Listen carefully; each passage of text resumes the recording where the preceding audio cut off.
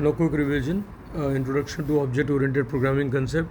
The first thing is types of computer languages. First type is low level language, the other is high level language. Low level languages are closer to the machine, or there are two types of machine low level languages. First is machine language and the other is uh, assembly language. Machine language is written in the form of 1 and 0.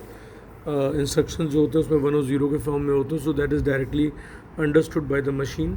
So we do not need any language processor for that, but it is really difficult to write a program in machine language और उसको debug करना भी उतना ही difficult होता है. And then we talk about assembly language. Assembly language is the one where we write the code in the OP code format, or for that those instructions to be translated into machine code, we need assembler. तो assembly language का जो program होता है, that is through assembler converted to machine code. उसके बाद high level languages जो होती हैं, second category जो है प्रोग्रामिंग लैंग्वेज की, वहाँ पर आपको सिंपल इंग्लिश लाइक सिंटैक्सेस होते हैं, और वहाँ पर जो है these programming languages are quite easy when it comes to writing a program. और उसमें एडवांटेजेस जो होते हैं, मशीन इंडिपेंडेंट होती है, और इंग्लिश सिंपल इंग्लिश में इसके इंस्ट्रक्शंस होते हैं, एंड इसी वजह से उसमें एरर रिमूव करना भी काफ़ी इजी रहता है, और writing a program is also very easy. फिर कंपाइलर इंटरप्रेटर की बात आती है. कंपाइलर इंटरप्रेटर क्या होते हैं? ये लैंग्वेज प्रोसेसर्स हैं जो कि हाई लेवल लैंग्वेज में यूज़ होते हैं. इन दोनों का ही काम होता है हाई लेवल जो भी प्रोग्राम हो उसको मशीन कोड में कन्वर्ट करना. तो आपका चाहे कंपाइलर हो, whether it is interpreter, both convert the high level language program into the machine code. But compiler का जो तरीका होता है वो होता है कि compiler reads the program at once and displays errors at the end if there are any, and interpreter reads the program line by line. Whenever an error is found, it stops there and displays the error. When the error is removed, it moves ahead. तो जैसे जावा है आपकी, तो Java has compiler interpreter both, और C language है वो compiler based है, C plus plus compiler based है. Then BASIC language that is the interpreter based, HTML interpreter based है, right. Then we come to the next topic, there is type of high level languages. तो इसमें आपका structure oriented language है, procedure oriented और object oriented है. तो structure में आपको क्या ध्यान रखना है कि स्ट्रक्चर ओरिएंटेड जो प्रोग्रामिंग अप्रोच होती है, it basically modular programming approach है. एंड इसमें आपकी जो कैटेगरीज जो हैं आपकी जो लैंग्वेजेस आती हैं वो एल्गोल एंड पास्कल हैं. प्रोसीजर ओरिएंटेड बेसिकली वहाँ पर जो मेन फोकस होता है वो आपका बेसिकली फंक्शंस पे होता है प्रोसीजर ओरिएंटेड में. और इसमें आपका फोर्ट्रॉन और सी आपकी दो लैंग्वेजेस हैं. कोबॉल भी है, बेसिक भी है, ये भी प्रोसीजर ओरिएंटेड प्रोग्रामिंग अप्रोच है, लैंग्वेज है सॉरी. और उसकी जो कैरेक्टरिस्टिक्स हैं प्रोसीजर ओरिएंटेड की, एम्फेसिस जो होता है मेन वो आपका फंक्शन पे होता है, right. It emphasises more on the functions. और the second thing about the procedure oriented programming approaches that functions share global data, और top to down programming approach होती है. फिर उसके बाद ऑब्जेक्ट ओरिएंटेड की बात आती है. तो ऑब्जेक्ट ओरिएंटेड बेसिकली क्या होती है कि जैसे आपकी जावा है वो ऑब्जेक्ट ओरिएंटेड है, तो यहाँ पर data members and member function दोनों ग्रुप कर लिए जाते हैं, जिसको आप इनकैप्सुलेशन बेसिकली बोलते हैं. और यहाँ पर मेन फोकस आपका डेटा पे होता है, और जो फंक्शंस होते हैं वो डेटा को शेयर करते हैं. ऑलराइट. तो ऑब्जेक्ट ओरिएंटेड प्रोग्रामिंग अप्रोच में मेन फोकस डेटा पे होता है. ये डिफरेंस आप याद रखिएगा. और इसमें जो है bottom to top programming approach होती है. तो अगर प्रोसीजर और ऑब्जेक्ट ओरिएंटेड में डिफरेंसेस की बात की जाए, तो प्रोसीजर ओरिएंटेड प्रोग्रामिंग में फोकस होता है डेटा पे, फंक्शन पे, और ऑब्जेक्ट ओरिएंटेड में फोकस होता है डेटा पे। और प्रोसीजर जो है allows the free flow of data throughout the program. Object oriented में डेटा का फ्लो रिस्ट्रिक्टेड होता है। उसके बाद थर्ड डिफरेंस है आपका प्रोसीजर ओरिएंटेड में, it follows top to down approach programming approach, और ऑब्जेक्ट ओरिएंटेड में bottom to top right programming approach होती है। अच्छा, उसके बाद बात आती है क्लास की। तो क्लास की डेफिनेशन क्या हो गया आपके लिए कि class is a group of object, और class is a non primitive data type. It is a combination of data members and member function, and we can create as many objects as we want from a class. That is why it is called object factory. And जो आपका class का एक और use होता है वो होता है एक क्लास से आप दूसरा क्लास भी बना सकते हैं. सो creating another class from an existing class is called inheritance. ठीक है, तो ये क्लास का डिस्क्रिप्शन था. अब ऑब्जेक्ट की बात जब आती है तो object is an identifiable entity with certain attributes and behaviour. यही एट्रीब्यूट आपका जो है डेटा मेंबर होता है और बिहेवियर उसका फंक्शन होता है, मेथड होता है. पैकेज क्या होता है, वो ग्रुप ऑफ क्लासेस आप उसको कह सकते हैं. उसके बाद देखिए जो रियल वर्ल्ड ऑब्जेक्ट्स हैं वो जैसे आपके पास जितनी भी चीज़ें, pen, pencil, table, chair, in fact you yourself are an object, and that is the, ये सब रियल वर्ल्ड ऑब्जेक्ट की बात हो रही है. और जो प्रोग्राम आप बनाते हो तो वहाँ पर ऑब्जेक्ट बेसिकली क्लास से बनता है, and every class has data member and member function. An object is also an identifiable entity with certain attributes and behaviour. वो कहाँ से आते हैं, वो उसके पास क्लास से आते हैं. तो क्लास ऑब्जेक्ट की डेफिनेशन रेडी हो गई. अब उस कंसेप्ट की बात कर लेते हैं. तो data abstraction, encapsulation, polymorphism, inheritance. तो पहले एनकैप्सुलेशन की बात करते हैं. Wrapping up of data and members and member function is called encapsulation. Data abstraction क्या है, it is all about revealing essential features without including the background details. Then we talk about inheritance. तो inheritance क्या है, when we create a class from an existing class. Then polymorphism. Polymorphism क्या है, when a message is processed in more than one form. ये आपका हो जाता है polymorphism. और कौन सा ऐसा कंसेप्ट है जो उस polymorphism पे बेस्ड है, वो आपका है constructor overloading and function overloading. Right, ये दोनों कंसेप्ट आपके बेस्ड हैं.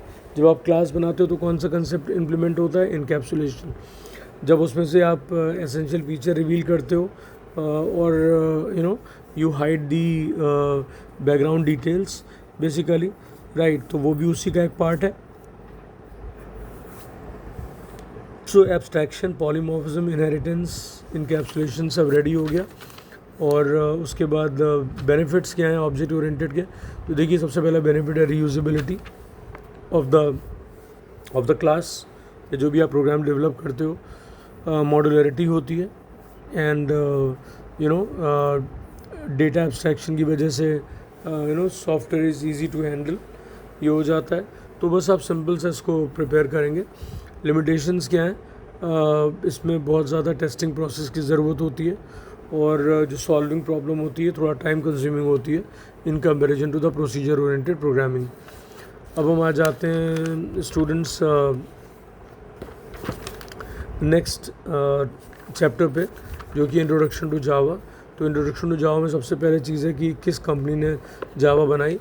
एंड तो कंपनी थी सन माइक्रो सिस्टम, जो कि अब ओरेकल ने टेक ओवर कर लिया. और उसके जो क्रिएटर थे या जो हेड थे जिन्होंने बनाई है जावा, उस टीम को हेड कर रहे थे मिस्टर जेम्स गॉसलिंग. ओके, तो सन माइक्रो सिस्टम यूएसए में जो थी वो company, they have created Java, and the person who was heading the team of Java, he is James Gosling. Alright, अब जावा के फीचर्स क्या हैं. जावा ऑब्जेक्ट ओरिएंटेड प्रोग्रामिंग लैंग्वेज है. ऑब्जेक्ट ओरिएंटेड प्रोग्रामिंग लैंग्वेज क्यों है, बिकॉज उसके सारे कंसेप्ट वो फॉलो करती है. उसके बाद इसमें कंपाइलर और इंटरप्रेटर दोनों यूज़ होते हैं. तो 2 स्टेज सिस्टम है, और ये आपका केस सेंसिटिव है जावा. और जावा के प्रोग्राम बहुत सिक्योर हैं. जावा प्लेटफॉर्म इंडिपेंडेंट है. किसी भी आप प्लेटफॉर्म में आप प्रोग्रामिंग लिखते हैं और दूसरे ऑपरेटिंग सिस्टम पे वो वर्क कर जाता है, तो दूसरे हार्डवेयर पे वर्क करता है. ये बहुत यूनिक चीज़ है जावा के बारे में. राइट। और उसके बाद आप जावा में वेब प्रोग्रामिंग भी कर सकते हैं। और तो 2 कैटेगरीज जो अभी आपको बेसिकली आपके स्टेज पे मालूम होनी चाहिए कि जावा में आप किस तरह के प्रोग्राम लिखते हैं, that is applet and Java applications, right. उसके बाद आपका जब जावा प्रोग्राम हम लिखते हैं तो उसको जिस फाइल में सेव करते हैं उस फाइल का एक्सटेंशन होता है डॉट क्लास।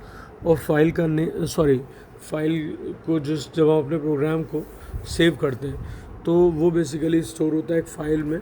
वो फाइल है आपकी विद द एक्सटेंशन डॉट जावा। और फाइल का नेम जो होता है वो सेम होता है as of the class name. जो भी आप क्लास बनाओगे वही फाइल का भी नाम होगा। उसके बाद इस फाइल को हम भेजते हैं और द कंपाइलेशन। जावा कंपाइलर का नाम है JAVA C for compiler, Java C। And ये जावैक भी लोग उसको बोलते हैं। और जो आपका प्रोग्राम होता है उसको एक और टर्म यूज़ की जाती है उसके लिए, वो है सोर्स कोड। तो आपने सोर्स कोड को जो कंपाइलेशन के लिए भेजा तो उसने क्या प्रोड्यूस किया, अगर वो कोड करेक्ट है तो वो प्रोड्यूस कर देंगे बाइट कोड। और byte code human understandable form में नहीं होता है कि ये केवल बाइट कोड को JVM ही प्रोसेस कर सकता है या JVM ही समझ सकता है, राइट। तो वो बाइट कोड है। और बाइट कोड किस एक्सटेंशन में की फ़ाइल में स्टोर होता है, वो होता है एक्सटेंशन उस फाइल का होता है डॉट क्लास। जिस भी फाइल में आप डॉट क्लास लगा देख लीजिए, आप समझ जाइए कि ये आपका बाइट कोड है। ऑलराइट। उसके बाद JVM क्या चीज़ है, तो JVM is Java virtual machine. और ये कोई मशीन नहीं होती, बेसिकली एक सॉफ्टवेयर है, एक सेट ऑफ इंस्ट्रक्शंस हैं जिनका काम ये होता है कि वो बाइट कोड को एज ए इनपुट लें और उससे मशीन कोड में कन्वर्ट कर दें। तो JVM और Java virtual machine is an interpreter which converts the byte code into the machine code. एक सिंपल लाइन आपको याद रखनी है। और ये मशीन की तरह से वर्क करता है तो इसीलिए इसको मशीन कहा गया। और ये मशीन होता नहीं, इसलिए it is called virtual machine. Okay. अब जावा की लाइब्रेरीज़ हैं। JDK बेसिकली हमारे पास जावा डेवलपमेंट किट है जहाँ पर कि बहुत सारे क्लासेस, फंक्शंस और पैकेजेस हैं। इसमें से कुछ इंपॉर्टेंट पैकेजेस हैं java.lang, java.io, java.applet, java.net, java.awt and java.txt, java.math, right.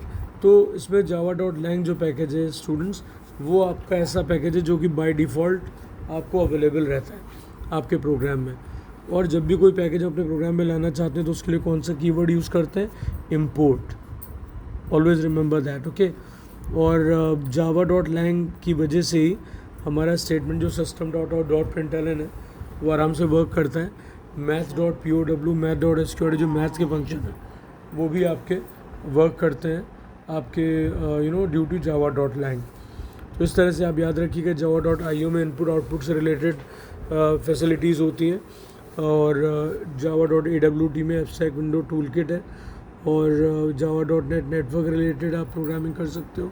सो इसी तरह अलग अलग आपके ये पैकेजेस हैं, ऑलवेज रिमेंबर दैट, ठीक है। उसके बाद बात आती है जावा एप्लीकेशन, जावा एप्लेट। ये 2 तरह की आपकी जावा प्रोग्रामिंग हो जाती है। उसके बाद जावा में कमेंट्स जो होते हैं, उसके बाद क्लास बनाना, उसमें मेन फंक्शन होता है, you can write more than one function as well, ठीक है। आपका प्रिंटिंग स्टेटमेंट है system.out.println, ऑलवेज रिमेंबर दैट।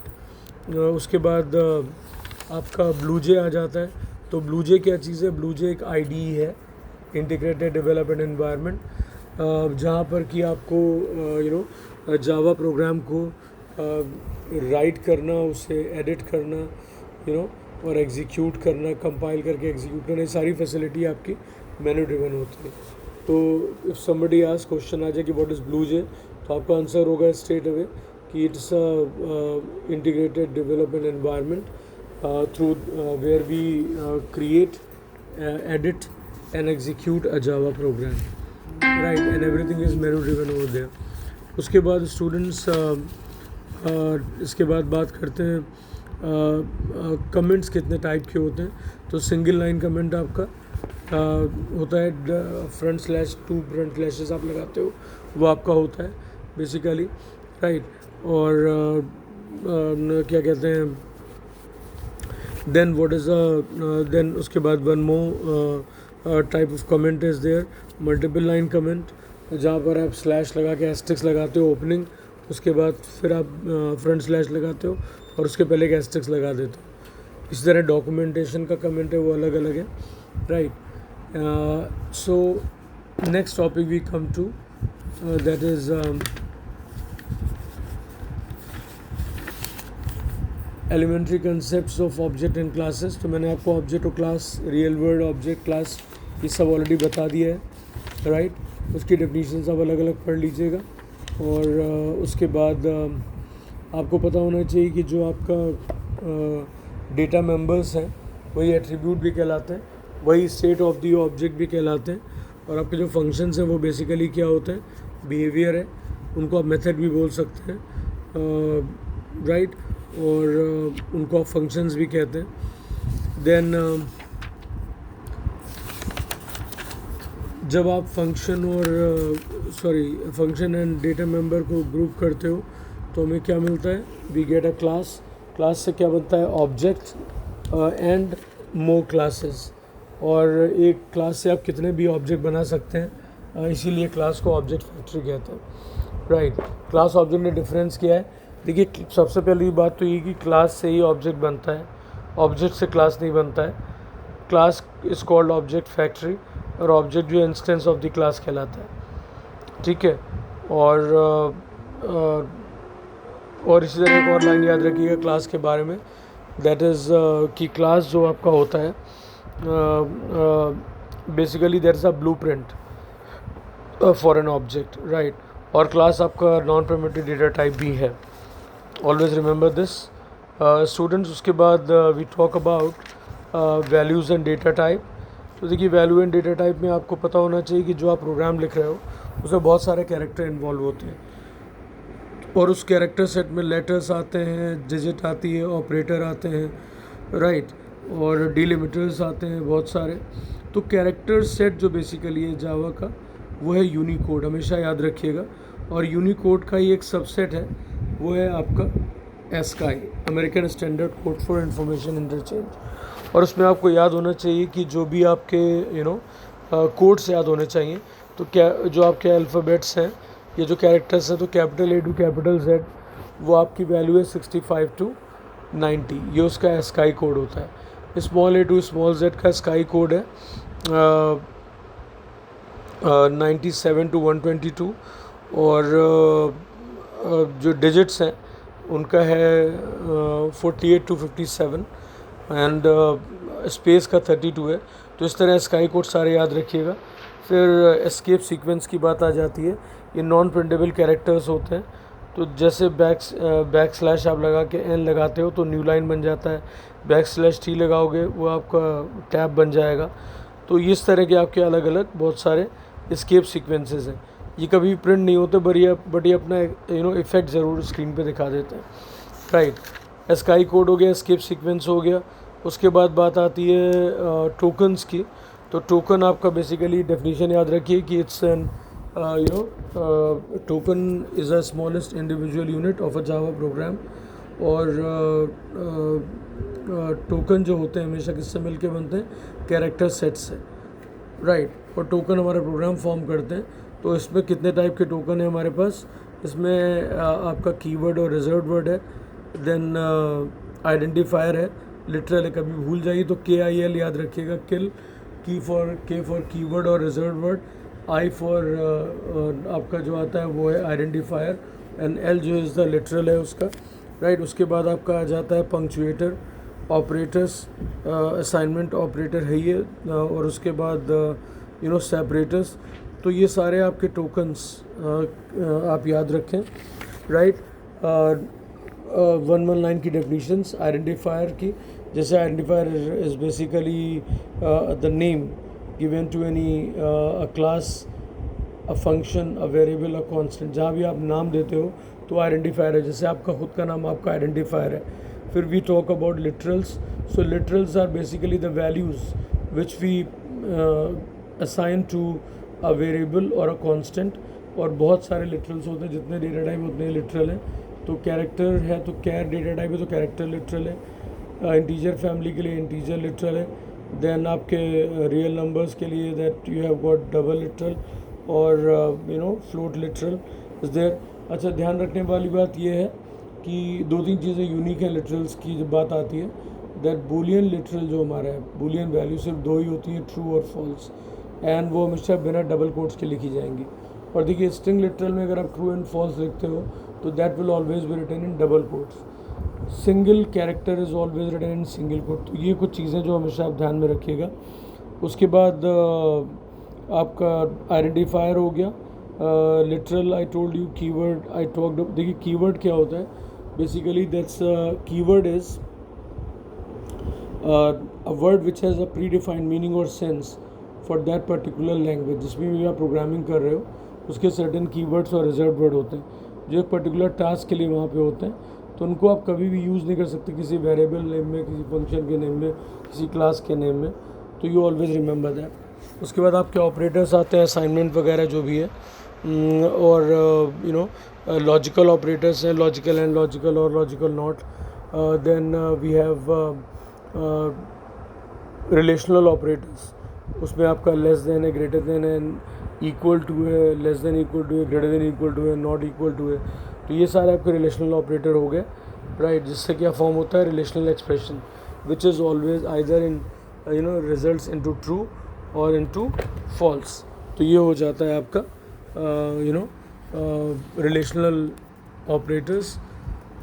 उसके बाद we talk about the पंक्चुएटर्स। पंक्चुएटर हमारे यहाँ जैसे डॉट है, सेमी कोलन है, क्वेश्चन मार्क है, ये आपके पंक्चुएटर्स होते हैं, राइट, ये स्पेशल कैरेक्टर्स होते हैं। एंड उसके बाद then we talk about separator. Separator में आपका कॉमा आ जाता है, कर्ली ब्रेसेस है, पैरेंथेसिस है, स्क्वायर ब्रैकेट है, सो दीज आर देयर। ये भी स्पेशल कैरेक्टर्स होते हैं जिनका काम होता है टू सेपरेट द वेरिएबल्स और द कैरेक्टर्स। देन ऑपरेटर्स में आपके arithmetical operator, relational operator and logical operator. तो लॉजिकल ऑपरेटर कौन से होते हैं, logical or logical and logical not, right. Then we talk about data type. तो डेटा टाइप में देखिए प्रिमिटिव और नॉन प्रिमिटिव होते हैं। तो प्रिमिटिव डेटा टाइप वो होते हैं जो हमेशा क्या कहते हैं, they are not derived from any other data type, और नॉन प्रिमिटिव वो होते हैं which are derived from the other type. Primitive में आपका इंटीजर फैमिली आती है जहाँ पर byte, short, INT, long 4 data types हैं। फ्लोटिंग टाइप में आपका आ जाता है float and double. Then character में आपका कैर आ जाता है, एंड बूलियन के लिए बूलियन ही रहता है। तो ये अलग अलग आपके डेटा टाइप्स हैं जो कि प्रिमिटिव डेटा टाइप्स हैं। और स्ट्रिंग को देखिए हमने यूज़ नहीं किया है in the primitive types because string is a class, और क्लास होता है नॉन प्रिमिटिव होता है। तो नॉन प्रिमिटिव क्या होता है, the non-primitive data types are the ones which are derived from the other types। तो ये आप याद रखिएगा, उसमें 3 चीज़ें थिंग्स आर देयर, 3 एग्जाम्पल्स है, class, array and interface. Students उसके बाद we talk about the expression. तो देखिए एक्सप्रेशन क्या होता है, it's a combination of operator and operand. आपने a प्लस बी लिखा तो प्लस ऑपरेटर है और वो ऑपरेट कर रहा है ए एंड बी पे, तो ए एंड बी क्या हो गए, ऑपरेंड्स हो गए। अब उसमें क्या है कि जब आप एक्सप्रेशन बनाते हो तो अगर आप एक्सप्रेशन में सारे डेटा का डेटा टाइप सेम है, सारे इंटीजर्स, सारे फ्लोट है, सारे डबल हैं, तो वो एक्सप्रेशन कहलाएगी प्योर एक्सप्रेशन। और जहाँ पर मिक्स टाइप ऑफ डेटा होता है कि आपने कहा 5 + 2.5, तो एक आईएनटी हो गया, एक फ्लोट हो गया या डबल हो गया, तो आपको यहाँ पर क्या होता है कि आंसर आपका डबल में ही आता है। और ये एक्सप्रेशन जो है कहलाती है मिक्स एक्सप्रेशन, या इम्प्योर भी कुछ लोग उसको बोल देते हैं, राइट। तो उसके बाद जब इस तरह की एक्सप्रेशन जो मिक्स होती हैं उनमें एक कंसेप्ट बड़ा इंपॉर्टेंट है, वो है टाइप कास्टिंग। तो जब भी आप टाइप को चेंज करते हो one type to the other, वो आपका बेसिकली क्या हो जाता है, that is the known as type casting. और जब यूज़र के इंटरवेंशन से कभी टाइप को चेंज किया जाए तो वो आपका एक्सप्लिसिट टाइप कास्टिंग होता है।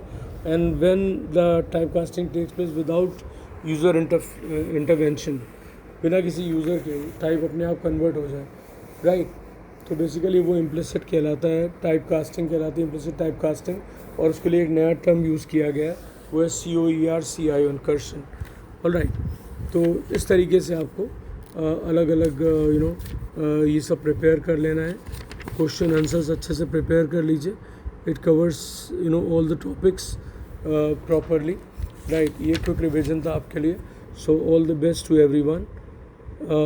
No programming is required and no expressions where the type conversion is to be checked कि final answer क्या आएगा. Right, so all the best to everyone. Thank you. Thank you. Thank you. Thank you, भैया.